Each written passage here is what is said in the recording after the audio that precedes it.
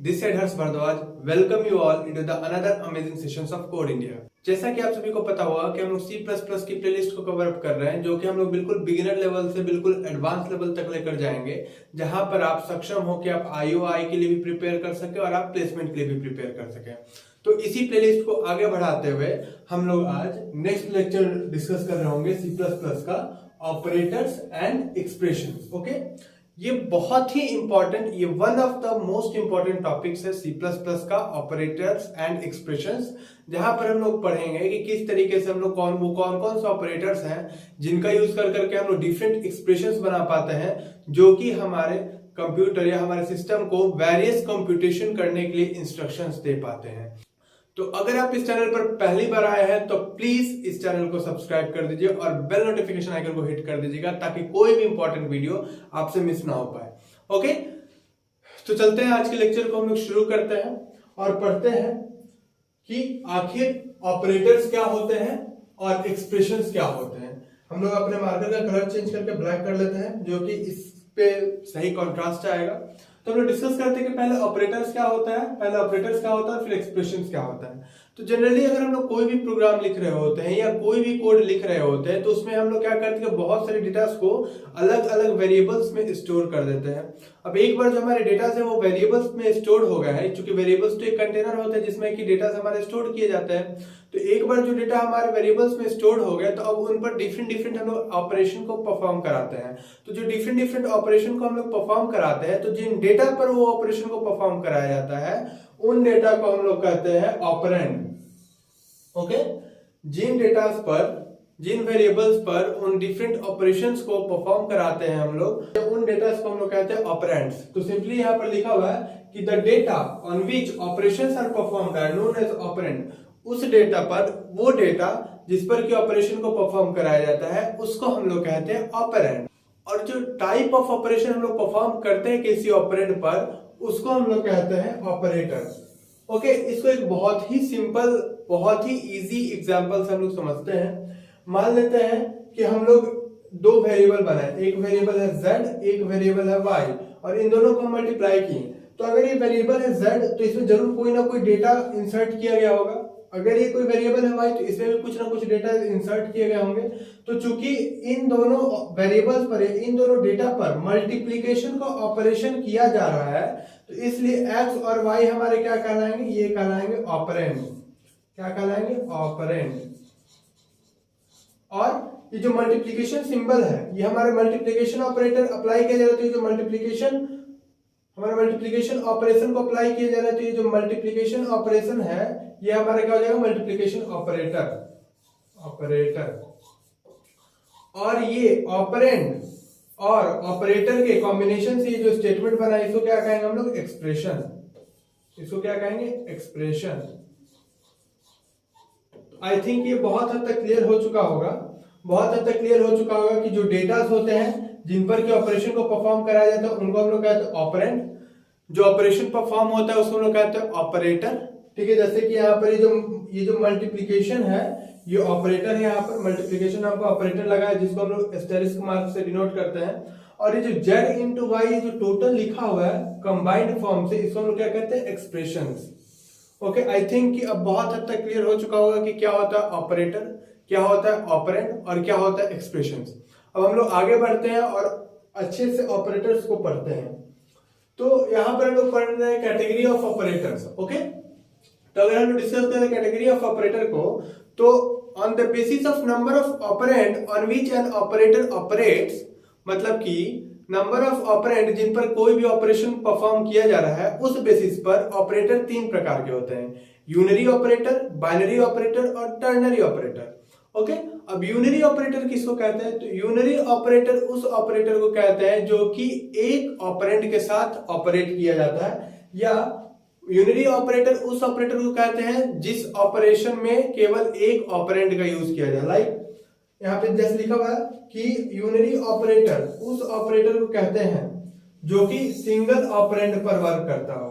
ठीक उसी तरीके से बाइनरी ऑपरेटर उस ऑपरेटर को कहते हैं जो कि दो ऑपरेंड पर वर्क करता हो, और टर्नरी ऑपरेटर उस ऑपरेटर को कहते हैं जो कि तीन ऑपरेंड पर फंक्शनल हो। ओके, जैसे कि हम लोग एग्जांपल लेते हैं कि 5 प्लस 3।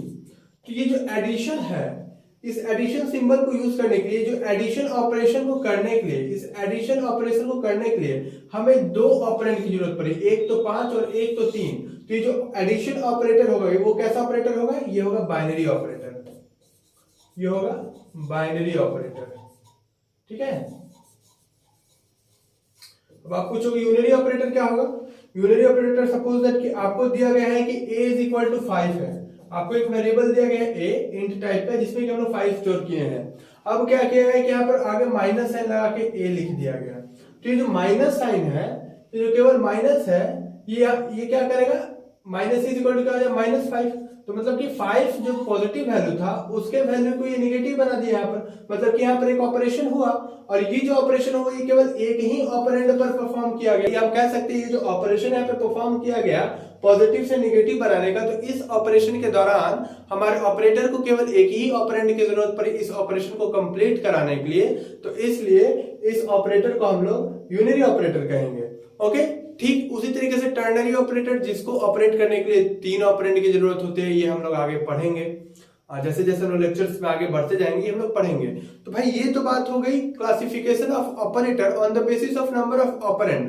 अगर हम लोग ब्रॉड क्लासिफिकेशन देखें ऑपरेटर का, तो वो कुछ इस प्रकार से होती है, वो कुछ इस प्रकार से होती है। अगर हम लोग टाइप ऑफ ऑपरेटर्स की बात करें तो ऑपरेटर के मेजरली 5 पार्ट होते हैं। पहला होता है अरिथमेटिक ऑपरेटर, दूसरा होता है रिलेशनल ऑपरेटर, तीसरा होता है लॉजिकल ऑपरेटर, चौथा होता है असाइनमेंट ऑपरेटर और पांचवा होता है स्पेशल ऑपरेटर। ओके, फिर अरिथमेटिक ऑपरेटर के अंदर अलग से क्लासिफिकेशन दी हुई है, लेकिन ऐसा नहीं है कि अरिथमेटिक ऑपरेटर के अंदर यूनरी बाइनरी होता है, रिलेशनल ऑपरेटर के अंदर भी यूनरी बाइनरी हो सकता है, लॉजिकल ऑपरेटर के अंदर ही यूनरी बाइनरी हो सकता है, असाइनमेंट ऑपरेटर के अंदर भी यूनरी बाइनरी हो सकता है। बट जनरली जैसे ये रिलेशनल ऑपरेटर हम लोग आगे पढ़ेंगे कि रिलेशनल ऑपरेटर जो है अमूमन बाइनरी ही होता है। ओके, तो ये सारी चीजें पढ़ेंगे, मतलब कि जो यूनरी और बाइनरी का कॉन्सेप्ट है वो हर एक ऑपरेटर में लागू होता है। ठीक है, यहाँ पर बस एक एग्जांपल देकर समझाया गया है कि अरिथमेटिक ऑपरेटर में यूनरी ऑपरेटर भी होते हैं और कुछ ऑपरेटर जो है वो बाइनरी ऑपरेटर भी होते हैं। मतलब कि अरिथमेटिक ऑपरेटर में कुछ ऑपरेटर ऐसे होते हैं जिनको ऑपरेट करने के लिए एक ही ऑपरेंड की जरूरत पड़ती है, और अरिथमेटिक ऑपरेटर में ही कुछ ऑपरेटर ऐसे होते हैं जिनको ऑपरेट होने के लिए 2 ऑपरेंड की जरूरत होती है। ठीक है, इसी तरीके से अलग अलग क्लासिफिकेशन किया गया है। अब हम लोग धीरे धीरे कर हर एक ऑपरेटर को 1 बाय 1 पढ़ रहे होंगे। ओके, ये लेक्चर थोड़ा लेंदी तो हो सकता है, बट ये बिल्कुल फंडामेंटल, बिल्कुल बिगिनिंग से लेके पूरा एडवांस तक जाने वाला है, ताकि चाहे आप आईओआई को टारगेट कर रहे हो या आप प्लेसमेंट को टारगेट कर रहे हो, आपको कोई प्रॉब्लम ना हो। तो चलते हैं और अपने अरिथमेटिक ऑपरेटर को पढ़ना शुरू करते हैं। तो अब हम लोग अपने अरिथमेटिक ऑपरेटर को पढ़ना शुरू करते हैं। तो बेसिकली अरिथमेटिक ऑपरेटर का अगर हम डेफिनेशन समझे तो ये वो ऑपरेटर्स होते हैं, अरिथमेटिक ऑपरेटर्स वो ऑपरेटर्स होते हैं जो कि सिंपल अरिथमेटिक कैलकुलेशंस कराने के लिए यूज किए जाते हैं। ये ऐसे ऑपरेटर्स हैं जिनके हेल्प से सिंपल अरिथमेटिक कैलकुलेशन कराया जाती है, सिंपल अरिथमेटिक ऑपरेशंस को परफॉर्म किया जाता है। सिंपल अरिथमेटिक कैलकुलेशंस क्या होते हैं? Like addition, subtraction, multiplication, division. Okay, हाँ, अरिथमेटिक ऑपरेटर के कुछ पार्ट को हम लोग बाद में पढ़ेंगे, जहां पर हम लोग इंक्रीमेंटर और डिक्रीमेंटर को डिस्कस कर रहे होंगे। यहाँ पर केवल यही 4 पढ़ेंगे, बल्कि इस 4 के अलावा भी कुछ ऑपरेटर होते हैं अरिथमेटिक ऑपरेटर में, बट पहले हम लोग इन ऑपरेटर्स के बारे में पढ़ेंगे और आगे के लेक्चर्स में हम लोग बाकी के ऑपरेटर्स के बारे में पढ़ रहे होंगे। तो बेसिकली यहाँ पे 4 ही ऑपरेटर इफेक्टिव होते हैं, एडिशन, सब्सट्रैक्शन, मल्टीप्लिकेशन और डिवीजन। यहाँ पर एक बात और है कि और जितने भी अरिथमेटिक ऑपरेटर होते हैं ना, वो जनरली बाइनरी नेचर का होते हैं, लेकिन कुछ ऑपरेटर जो है ये जो है ना एडिशन, सब्सट्रैक्शन, मल्टीप्लिकेशन, डिवीजन, ये जनरली बाइनरी ऑपरेटर होते हैं, लेकिन कुछ अरिथमेटिक ऑपरेटर्स जो है वो यूनरी ऑपरेटर भी होते हैं। जैसे कि हम यहाँ पर सब्सट्रैक्शन, ये माइनस साइन जो दिखाए थे, एक पहले जो ये माइनस साइन लगा था, ये जो साइन था ये क्या था? ये यूनरी ऑपरेटर था। ये जो माइनस साइन था ये क्या था? यूनरी ऑपरेटर था। अगर आप इसका कोड लिखते हैं अरिथमेटिक ऑपरेटर को, अगर आप अपने कोड भी यूज करना चाहते हो तो हम लोग पहले भी बहुत बार कर चुके हैं, तो आप देखे ही होंगे। सबसे पहले हम लोग अपने हेडर फाइल लाइब्रेरी को इंक्लूड करते हैं। हम लोग यहाँ पर व्हाइट कलर का यूज कर देंगे। सबसे पहले हम लोग अपने हेडर फाइल लाइब्रेरी को यूज करते हैं। उसके बाद यहाँ पे इसके बाद हम लोग को यूजिंग नेम स्पेस स्टैंडर्ड भी लिखना होता है, जल्दी में वो मिस हो गया। उसके बाद हम लोग अपने मेन फंक्शन को डिक्लेयर करते हैं। एक हम लोग वेरिएबल बनाते हैं a, एक हम लोग वेरिएबल बनाते हैं बी, दोनों ही वेरिएबल का डेटा टाइप क्या होता है, इंट टाइप होता है। ए में हम लोग 40 को स्टोर करते हैं और बी में हम लोग 20 को स्टोर करते हैं। अब ये ए और बी दो नंबर है, तो इससे हम लोग सारे अरिथमेटिक ऑपरेशंस को यूज करके, जैसे कि यहाँ पर a प्लस बी को प्रिंट कराते हैं, a माइनस बी को प्रिंट कराते हैं, a इंटू बी को प्रिंट कराते हैं और a डिवाइडेड बाई बी को प्रिंट कराते हैं। तो इस तरीके से हमारा आउटपुट आता है कि a और b का सम 60 हुआ। तो हम लोग देख सकते हैं कि इन ऑपरेटर्स का यूज करा के हम लोग बेसिक अरिथमेटिक कैलकुलेशंस को परफॉर्म करा पा रहे हैं। ये बहुत ही इजी है, हम लोग इसको पढ़ चुके हैं ऑलरेडी, पिछले एग्जांपल्स में हम लोगों ने इसे कवर अप करा था। अब हम लोग चलते हैं अपने नेक्स्ट स्लाइड में। नेक्स्ट स्लाइड में कुछ इंपॉर्टेंट पॉइंट्स है जो कि हमें याद रखना चाहिए अरिथमेटिक ऑपरेटर्स के लिए। ओके, तो पॉइंट्स क्या क्या है भाई? तो पॉइंट्स क्या क्या है? तो they can be use with every data type, मतलब किसी भी तरीके के डेटा टाइप्स के द्वारा के साथ हम लोग इसको यूज कर सकते हैं। मतलब कि इंट डेटा टाइप वाले वेरिएबल्स के साथ भी अरिथमेटिक ऑपरेटर्स यूज हो जाते हैं, फ्लोट डेटा टाइप वाले वेरिएबल्स के साथ भी अरिथमेटिक ऑपरेटर्स यूज हो जाते हैं। मतलब किसी भी डेटा टाइप के वेरिएबल्स के साथ हम लोग अरिथमेटिक ऑपरेटर्स को बहुत ही आसानी से यूज कर सकते हैं। उसके बाद हम लोग को खास ख्याल रखना है डिवीजन ऑपरेटर के लिए। सपोज दैट कि अगर हम लोग डिवीजन ऑपरेटर के यूज कर रहे हैं, अगर हम लोग यहाँ पर डिवीजन ऑपरेटर के यूज कर रहे हैं और अगर हम लोग यहाँ पर लिखते हैं 45 डिवाइडेड बाई 6, तो यहाँ पर आइडियली हम लोग इसका आंसर जो है वो 7.5 लिखते हैं, बट हमारा जो कंपाइलर है इसको 7.5 नहीं बल्कि हमारा जो आउटपुट है वो 7 आएगा। वो ऐसा इसलिए आएगा क्योंकि यहाँ पर जो डिवीजन है वो दो इंटीजर के बीच में दिया गया, और जब भी दो इंटीजर के बीच में डिवीजन दिया जाता है तो आंसर भी एक इंटीजर ही आता है। ओके, C++ लैंग्वेज में। ओके, बट अगर हम चाहते हैं कि हम एक्यूरेट आंसर तक पहुंचे तो हमें इसे मल्टीप्लाई के फॉर्म में लिखना होगा। लाइक हमें ऐसे लिखना होगा 45.0 डिवाइडेड बाई 6.0। अगर हम लोग ऐसे डिवाइड देते हैं तभी हमको जो आंसर है वो 7.5 मिलता है। जैसे कि हम लोग यहाँ पर देख सकते हैं, डिवाइड 1 में हम लोग लिखे कि 45/6, ओके, और डिवाइड 2 में हम लोग लिखे 45.0 डिवाइडेड बाई 6.0। मतलब कि हम लोग ऊपर में डिवीजन दिए 45 डिवाइडेड बाई 6 का और निचले स्टेप में हम लोग डिवीजन दिए 45.0 डिवाइडेड बाई 6.0 का, और जब हम आउटपुट देखते हैं तो ऊपर वाले में तो हमारा आउटपुट 7 ही आया है, लेकिन नीचे वाले में हमारा एक्यूरेट आउटपुट आया 7.5। मतलब ये कि अरिथमेटिक ऑपरेटर डिवीजन का अगर हम लोग यूज कर रहे हैं तो अगर दो इंटीजर के बीच में डिवीजन करेंगे तो आउटपुट भी इंटीजर आएगा, दो डेसिमल के बीच में अगर डिवीजन करेंगे तो आउटपुट भी डिवीजन ही आएगा। एक बात और है कि अगर हम चाहते हैं कि केवल 45/6 लिखकर हम लोग सही आंसर तक पहुंचे, तो उसका एक तरीका ये है कि जो हम लोग ये 45 और जो 6 है इनको दो फ्लोट वेरिएबल्स में हम लोग स्टोर करें। अभी तो हम लोग इन वेरिएबल्स को कहीं भी, इन डेटा को कहीं भी स्टोर नहीं किए हैं, डायरेक्ट ऑपरेशन को परफॉर्म करा दिए हैं। लेकिन अगर हम चाहते हैं कि हम बिल्कुल एक्यूरेट रिजल्ट तक पहुंचे, तो ये जो दो डेटा है, एक डेटा है 45, एक डेटा है 45 और एक डेटा है 6, इन दोनों डेटा को अगर हम लोग फ्लोट वेरिएबल के अंदर स्टोर करते हैं और फिर हम लोग डिवीजन को परफॉर्म कराते हैं तो हमारा आंसर काफी एक्यूरेट आएगा। जैसे कि हम लोग अगले स्लाइड में देख सकते हैं कि हम लोग क्या किए कि पहले दो फ्लोट वेरिएबल बना लिए, ए और बी। ए में हम लोग 45 को स्टोर कर दिए और बी में हम लोग 6 को स्टोर कर दिए। अब हम लोग a डिवाइडेड बाई बी जैसे ही करेंगे ना तो हमारा आंसर 7.5 आ जाएगा। इसका रीजन ये है कि अब हमारे कंपाइलर को इंस्ट्रक्शन मिल चुका है कि जो हमारा a में जो भी डेटा स्टोर होगा वो डेसिमल टाइप का होगा और हमारे b वेरिएबल में जो भी डेटा स्टोर होगा वो भी डेसिमल टाइप का होगा, और जब दो डेसिमल का डिवीजन होता है तो अकॉर्डिंग टू हमारे डिवीजन अरिथमेटिक ऑपरेटर के हमारा आंसर भी डेसिमल ही आएगा। ओके, तो आई थिंक कि अभी तक यहाँ पे बिल्कुल क्लियर हो चुका होगा कि हमारा जो डिवीजन ऑपरेटर है अगर दो इंटीजर को डिवाइड करेगा तो इंटीजर ही आउटपुट में आएगा, दो डेसिमल को डिवाइड करेगा तो डेसिमल ही आउटपुट में आएगा। और अगर हम चाहते हैं कि हमारा कंपाइलर ये 45 और 6 को 45 और 6 ना समझ कर 45.0 और 6.0 समझे, तो इसलिए हमको इन दोनों डेटा को या इन दोनों नंबर्स को हमें एक फ्लोट वेरिएबल में स्टोर करना होगा। आई थिंक कि यहां तक अभी तक कोई भी प्रॉब्लम नहीं हुई होगी।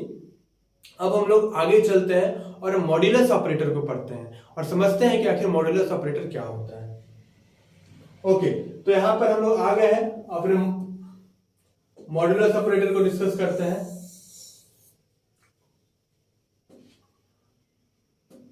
ओके, तो यहां पर हम लोग अपने मॉड्यूलस ऑपरेटर को डिस्कस कर रहे होंगे। तो बेसिकली मॉड्यूलस ऑपरेटर क्या देता है? मॉड्यूलस ऑपरेटर रिमाइंडर देता है। सपोज दैट कि हम लोग दो इंटीजर, सपोज दैट कि हम लोग 25 डिवाइडेड बाई 2 लिखे हैं, लेकिन हम चाहते हैं कि हम लोग 25 डिवाइडेड बाई 2, मतलब कि अगर हम लोग इस डिवीजन ऑपरेटर का यूज करते हैं तो हमको इसका क्वेसेंट मिलता है, लेकिन अगर हम चाहते हैं कि हमको इसका रिमाइंडर मिले तो हम लोग को लिखना होगा 25 मॉड्यूलर 2। अगर हम लोग इस तरीके से लिखते हैं तो हमको इसका रिमाइंडर मिलेगा। मतलब कि जैसे हम लोग 25 को 2 से डिवाइड दिए तो 12 आया, उसका रिमाइंडर क्या है 1 आया। अगर हम इस 1 को प्रिंट कराना चाहते हैं तो हमको लिखना पड़ेगा 25 मॉड्यूलर 2, ओके। और अगर हमको क्वेसेंट को प्रिंट कराना है तो हमको लिखना होगा 25 डिवाइडेड बाई 2। ये डिवीजन ऑपरेटर को हमको यूज करना होगा। तो आई थिंक मॉड्यूलर ऑपरेटर वो ऑपरेटर होता है जो कि हम लोग को दो संख्या के डिवीजन के बाद उसके रिमाइंडर का वैल्यू प्रोवाइड करता है। आई थिंक यहां तक भी किसी को कोई दिक्कत नहीं होगी। बिल्कुल हम लोग बेसिक चीजों को कवर अप करते जा रहे हैं। अब हम लोग अपने लेक्चर में आगे बढ़ते हैं, पर आगे जाने से पहले हमें एक बात का ध्यान जरूर रखना है कि ये जो मॉड्यूलर ऑपरेटर होता है ये केवल इंटीजर पर ही फंक्शनल होता है। मॉड्यूलर ऑपरेटर किसी डेसिमल डेटा पर ऑपरेटेबल नहीं होता है, ऑपरेशनेबल नहीं होता है। इसके बाद हम लोग चलते हैं और डिस्कस करते हैं arithmetic operators and char data.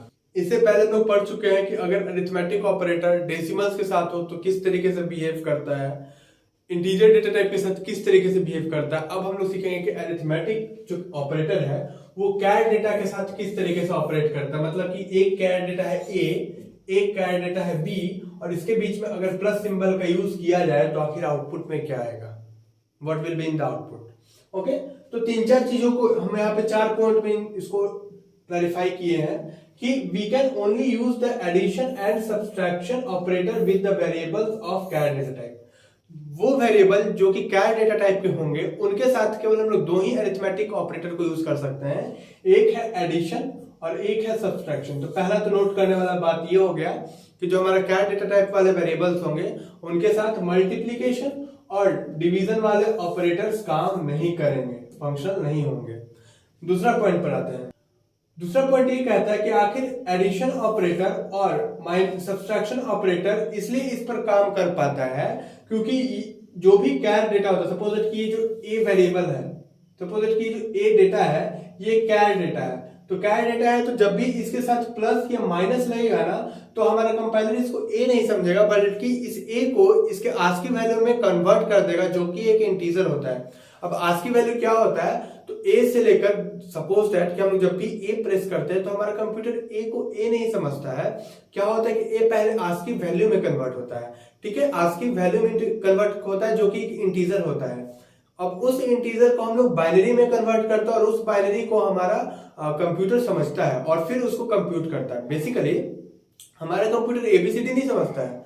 जैसे हम लोग ए को क्लिक करते हैं ना तो कंप्यूटर में पहले कंपाइलर ए के आस्की वैल्यू को रीड करता है, उस आस्की वैल्यू को रीड करने के बाद उसको वो बाइनरी डिजिट्स में कन्वर्ट करता है और फिर वहां से कंप्यूटेशन शुरू होती है एबीसीडी की, ठीक है। तो हमें तो पता है कि हम लोग जो भी अगर नंबर्स डालते हैं तो उसको पहले बाइनरी में कन्वर्ट किया जाता है, तभी वही मशीन लेवल लैंग्वेज होती है और वहीं पर कंप्यूटर समझता है। लेकिन अगर हम लोग कोई एबीसीडी मतलब अल्फाबेट्स की बात कर रहे हैं, कोई स्पेशल कैरेक्टर की बात कर रहे हैं तो हमारा मशीन तो वो भी नहीं समझता ना। तो हर एक स्पेशल कैरेक्टर, हर एक कैरेक्टर को हम लोग एक आस्की वैल्यू प्रोवाइड किए हैं जो कि एक इंटीजर होगा। उसके बाद हमारा कंपाइलर उस इंटीजर को कन्वर्ट कर रहा होगा बाइनरी डिजिट्स में, और एक बार जब वो बाइनरी डिजिट्स में कन्वर्ट हो गया तो उसके बाद हमारा कंप्यूटर उसको कंप्यूट कर लेगा। ये तो रही बात। तो जब हम लोग ए और बी को जोड़ रहे होंगे ना तो हमारा जो कंपाइलर है वो ए को भी आस्की वैल्यू में चेंज करेगा, बी को भी आस्की वैल्यू में चेंज करेगा और जो इसका आस्की वैल्यू होगा उनको ऐड करेगा, और उनको ऐड करने के बाद जो भी इंटीजर आएगा उसको फिर कन्वर्ट करेगा कैर में और देखेगा कि क्या होता है। सपोज दैट एक एग्जांपल देखते हैं कि सपोज दैट कि हम लोग ch नाम का वेरिएबल डिफाइन किए जो कि कैर टाइप का है और उसमें लोग ए को स्टोर किए, तो ए का जो आस्की वैल्यू है वो 65 होता है।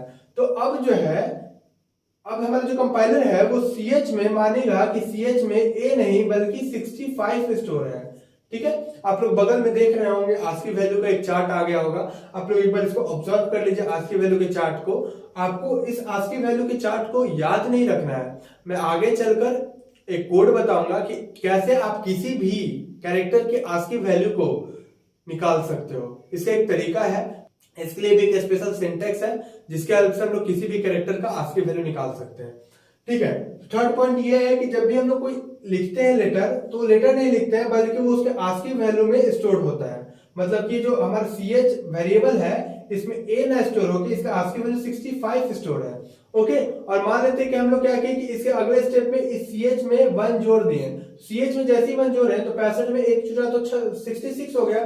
तो अब ch जो वेरिएबल है इसमें 66 स्टोर हो गया है, और 66 का कैरेक्टर क्या होता है, b होता है। तो मतलब कि b प्रिंट हो जाएगा। मतलब कि अगर हम लोग a+1 को प्रिंट कराना चाहें तो a+1 क्या होगा, b कहलाएगा। हम लोग देख लेते हैं, जैसे कि इस स्क्रीन पर आप इजीली देख रहे होगे कि एक हमारा ch नाम का वेरिएबल है जिसमें कि हम लोग a को स्टोर किए हैं। अब हम लोग क्या लिखे हैं, अब हम लोग लिखे हैं कि ch बराबर ch+1। ठीक है, तो जैसे ch बराबर ch+1 लिखे हैं तो यहाँ पर ch का वैल्यू क्या होगा, ch नहीं होगा, ये 65 होगा, +1 66। तो ch का जो नया वैल्यू है, अपडेटेड वैल्यू है, वो 66 बन गया है। ये हम लोग आगे पढ़ेंगे, ये चीज को आगे पढ़ेंगे कैसे अपडेट होता है, क्या होता है, नहीं होता है, ये सब कुछ हम लोग पढ़ेंगे। बस आपको इतना समझना है कि अगर ch बराबर ch+1 है तो इसका मतलब हम लोग असाइनमेंट ऑपरेटर में पढ़ेंगे कि जो भी चीज राइट में होता है वो लेफ्ट को असाइन कर दिया जाता है, वो लेफ्ट में स्टोर हो जाता है। जो भी चीज राइट साइड में होता है ना, जो भी चीज राइट साइड में होता है वो लेफ्ट में आके स्टोर हो जाता है। तो राइट में क्या था, ch का वैल्यू था 65 और +1, 65 + 1 66 हो गया। तो ch में क्या स्टोर हो गया, 66। तो जब ch की वैल्यू को प्रिंट कराया जाएगा तो देखेगा कि आखिर 66 किसकी आस्की वैल्यू होती है, तो 66 b की आस्की वैल्यू होती है, इसलिए b हमारा प्रिंट कर दिया जाएगा। ठीक है, तो हम लोग देख रहे हैं कि यहाँ पर क्या प्रिंट हो गया, यहाँ पर b प्रिंट हो गया है। ओके, यहाँ पर हम लोग a को स्टोर किए थे और यहाँ पर क्या हो गया, b प्रिंट हो गया है।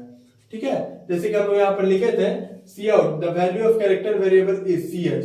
ठीक है, तो ch का वैल्यू क्या है, a है, और एक जोड़ने के बाद ch का वैल्यू क्या है, वो है b। ठीक है, जब हम लोग यहाँ पे ch में ch+1 कर दिए तो 1 ऐड करने से पहले इसी ch का वैल्यू a था, और 1 ऐड करने के बाद इसी ch का वैल्यू क्या बन गया, b बन गया। तो आई थिंक अरिथमेटिक ऑपरेटर किस तरीके से कैर डाटा पे वर्क करता है, इसमें भी आपको भी प्रॉब्लम नहीं हुई होगी। अब हम लोग आगे बढ़ते हैं और रिलेशनल ऑपरेटर को डिस्कस करते हैं। रिलेशनल ऑपरेटर्स उन ऑपरेटर्स को कहते हैं जो कि दो वेरिएबल्स को आपस में कंपेयर कर रहे होते हैं। जैसा कि हम लोग डिस्कस कर रहे हैं रिलेशनल ऑपरेटर्स, नाम से ही क्लियर है कि दो या दो से अधिक वेरिएबल में रिलेशन एस्टेब्लिश कर रहे होंगे कि ये बड़ा है, ये छोटा है, ये इसके बराबर है या नहीं है। ओके, तो बेसिकली यहाँ पे बोला जा रहा है कि रिलेशनल ऑपरेटर्स उन ऑपरेटर्स को कहते हैं जो कि दो वेरिएबल्स को आपस में कंपेयर कर रहे होते हैं। ठीक है, अब चूंकि ये दो वेरिएबल को आपस में कंपेयर कर रहे होते हैं तो कम से कम इस ऑपरेटर को ऑपरेट करने के लिए दो वेरिएबल्स की नीड तो होती ही होती है, इसलिए इस वेरिएबल को हम लोग बाइनरी ऑपरेटर भी कहते हैं। ओके, अब हम लोग इसमें जो जो ऑपरेटर होते हैं, अब हम लोग कौन कौन से रिलेशनल ऑपरेटर्स होते हैं उनको एक बार डिस्कस कर लेते हैं। ओके, तो इसको हम लोग कहते हैं ग्रेटर देन, इसको हम लोग कहते हैं लेस देन, इसको कहते हैं हम लोग ग्रेटर देन और इक्वल टू, इसको कहते हैं लेस देन और इक्वल टू। ये आप लोग अपने जूनियर क्लासेस में पढ़ चुके होंगे। इसको हम लोग बोलते हैं इक्वल टू। जनरली मैथ्स में जो है इक्वल टू ऐसे लिखा जाता है, बट कंप्यूटर साइंस में ऐसे नहीं, इक्वल टू ऐसे लिखा जाता है। और इसको हम लोग कहते हैं not equal to. Okay, suppose that कि हमारे पास दो वेरिएबल है, एक वेरिएबल है a, एक वेरिएबल है b, इसमें भी कुछ ना कुछ हम लोग डेटा स्टोर करके रखे हैं, और इसमें भी मान लो कोई ना कोई इंट डेटा हम लोग स्टोर करके रखे हैं। और ये बात तो क्लियर है कि a का जो डेटा टाइप होगा वही b का भी डेटा टाइप होना चाहिए, क्योंकि जब तक डेटा टाइप इक्वल नहीं होगा तब तक हम उन डेटा को आपस में कंपेयर ही नहीं कर सकते। एक इंट को हम लोग एक इंट से ही कंपेयर कर सकते हैं, एक फ्लोट वेरिएबल को हम लोग या एक कैर वेरिएबल को हम लोग कैर वेरिएबल से ही कंपेयर कर सकते हैं। ओके, तो ये a और b दो वेरिएबल हमारे पास, तो जो एक्सप्रेशन हमारे पास फॉर्म हो रहा होगा वो किस तरीके के एक्सप्रेशन हमारे प्रोग्राम में फॉर्म होगा, वो होगा a is greater than b, a is less than b, a is greater than equal to b, a is less than equal to b, a is equal to b और a is not equal to b। इसको लोग बहुत easy और बहुत simple example से देखते हैं। मुझे तो ये टॉपिक सबसे इजी लगता है, इसमें कुछ दम ही नहीं है। ओके, तो ये बोल रहा है कि जो भी रिलेशनल ऑपरेटर, जो भी रिलेशनल एक्सप्रेशंस होंगे, उनके जो भी आउटपुट होंगे वो या तो ट्रू होंगे या तो फॉल्स होंगे। मतलब कि आइदर हमारा कंप्यूटर 1 प्रिंट करेगा या तो 0 प्रिंट करेगा। बेसिकली क्या है ना कि जो हमारे रिलेशनल ऑपरेटर्स होते हैं ना वो कंपेयर करते हैं कि ये वेरिएबल इससे बड़ा है या नहीं है। तो अगर बड़ा होगा तो वो 1 प्रिंट करेगा और नहीं होगा तो वो 0 प्रिंट करेगा। जैसे सपोज दैट कि हम लोग मानते हैं कि a का वैल्यू 9 है और b का वैल्यू 8 है। ठीक है, a का वैल्यू 9 है और b का वैल्यू 8 है। और अगर हम लोग अपने कोड में लिखे हैं cout a is greater than b, अगर हम लोग इस तरीके से करते हैं, क्या बताओ कि क्या a बड़ा है b से? a is greater than b। एक minute, a is greater than b, तो अगर हम लोग देखते हैं कि a जो है वो बड़ा है और b जो है छोटा है, तो a जो है बड़ा है b से, तो क्या प्रिंट हो जाएगा? 1 प्रिंट हो जाएगा। लेकिन अगर हम लोग बोलेंगे a इज ग्रेटर देन और इक्वल टू b, क्या a या तो b से बड़ा है या तो b के बराबर है? तो b के बराबर तो नहीं है, लेकिन हाँ b से बड़ा है, तो यहाँ पर भी हम लोग 1 प्रिंट करेंगे। यहाँ पर a का वैल्यू 9 और b का वैल्यू 8 है, ये हमें अपने दिमाग में रखना है। उसके बाद क्या a is equal to b है? नहीं, ये बात तो बिल्कुल गलत है। तो जब कोई गलत बात होती है तो हमारा कंप्यूटर क्या प्रिंट करता है? 0 प्रिंट करता है। 0 प्रिंट करने का मतलब कि जो भी आप कंडीशन दे रहे हैं, जो भी आप स्टेटमेंट लिख रहे हैं वो गलत है। ठीक है, ठीक इसी तरीके से ये सारा आउटपुट आ गया। हम लोग देखते हैं कि अगर a बराबर होगा 9 के और b भी बराबर होगा 9 के, तो केवल यही एक ऐसा एक्सप्रेशन होगा जिसमें कि वैल्यू 1 होगा, या ये एक मतलब जिसमें भी इक्वल टू होगा ना, एक ये एक्सप्रेशन होगा और ये एक एक्सप्रेशन होगा जिसमें कि वैल्यू 1 आएगा, बाकी सब में 0 आएगा। वो कैसे होगा ये डिसाइड आप लोगों को करना है। अगर इसमें कोई भी डाउट होती है ना तो आप लोग कमेंट सेक्शन में कभी भी कमेंट करके हमसे पूछ सकते हैं। ओके, अब हम लोग अपने कोड की बात करते हैं। सपोज दैट हम लोग इस तरीके से कोड किए, a का वैल्यू लिखे 2, b का वैल्यू 1, c का वैल्यू 4, d का वैल्यू 6, e का वैल्यू 9 और f का वैल्यू 6। और अगर सपोज दैट कि हम लोग लिखते हैं cout a is greater than b, तो देखो तो a का वैल्यू 2 है, b का वैल्यू 1 है, a तो बड़ा है b से, तो जैसे a बड़ा है b से और हम इसको प्रिंट कराएंगे ना तो क्या प्रिंट होगा? 1 प्रिंट होगा। ठीक उसी तरीके से अगला स्टेटमेंट गलत है इसलिए 0 प्रिंट हुआ, उससे अगला स्टेटमेंट सही होगा इसलिए 1 प्रिंट हुआ होगा, और इस तरीके से हमको आउटपुट मिल जाता है। ठीक वही काम यहाँ भी होगा। आप लोग इसको भी ध्यान से ऑब्जर्व करो, और खुद अपने IDE में कोड करके देखो। अगर कहीं कोई प्रॉब्लम होती है तो आप इजिली हमसे पूछ सकते हो। तो आज की क्लास में इतना ही। अगले क्लास में हम लोग और भी डिफरेंट ऑपरेटर्स पढ़ेंगे, like assignment operators, logical operators, और भी बहुत सारे ऑपरेटर्स हम लोग पढ़ रहे होंगे। ठीक है, अगर इस वीडियो में कोई भी डाउट रह गया हो तो प्लीज आप कमेंट बॉक्स में पूछ सकते हैं। अगर ये वीडियो अच्छा लगा हो तो प्लीज इस वीडियो को लाइक करें और अपने फ्रेंड सर्कल के साथ शेयर करें, क्योंकि ये वीडियो बेसिकली IUI और प्लेसमेंट को एम करते हुए बनाया जा रहा है। Thank you.